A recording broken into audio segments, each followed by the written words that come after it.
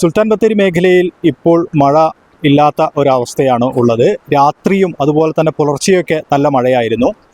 കഴിഞ്ഞ ദിവസങ്ങളെ അപേക്ഷിച്ച് പുഴയിലൊക്കെ വെള്ളം നിറഞ്ഞിട്ടുണ്ട്. പക്ഷേ കര കവിഞ്ഞിട്ടില്ല. ഭീഷണിയിലേക്ക് മാറുന്ന ഒരു സ്ഥലത്തിലേക്ക് വന്നിട്ടില്ല.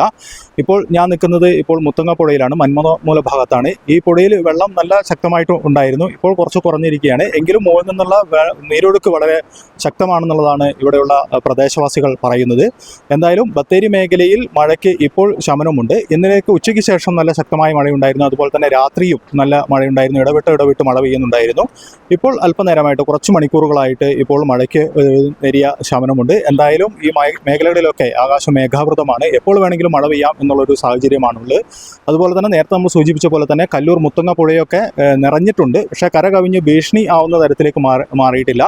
എങ്കിൽ പോലും ഈ പുഴകൾ കര കവിയുകയാണെങ്കിൽ സമീപത്തുള്ള ഉന്നതികളിലെ കുടുംബങ്ങളെ മാറ്റേണ്ട ഒരു സാഹചര്യത്തിലേക്ക് വരും. എന്തായാലും റവന്യൂ വകുപ്പും പഞ്ചായത്ത് അധികൃതരെല്ലാം തന്നെ അതിൻ്റെ കാര്യങ്ങളുമായി മുന്നോട്ട് പോകുന്നുണ്ട്. എല്ലാ മുന്നൊരുക്കങ്ങളും നടത്തിയിട്ടുണ്ട്. കൺട്രോൾ റൂം അടക്കം തുറന്നുകൊണ്ടുള്ള പ്രവർത്തനങ്ങളാണ് സർക്കാരിൻ്റെയും അതുപോലെ തന്നെ റവന്യൂ വകുപ്പ് പഞ്ചായത്ത് അധികൃതരുടെ ഭാഗത്ത് നിന്ന് നടത്തിക്കൊണ്ടിരിക്കുന്നത്. എന്തായാലും ഇപ്പോഴുള്ള അവസ്ഥ എന്ന് പറയുന്നത് മഴ വിട്ടു നിൽക്കുന്ന ഒരു കാഴ്ചയാണ് ബത്തേരിയിൽ നിന്നുള്ളത്. സുൽത്താൻ ബത്തേരിയിൽ നിന്നും അബു താഹിർ, വയനാട് വിഷൻ.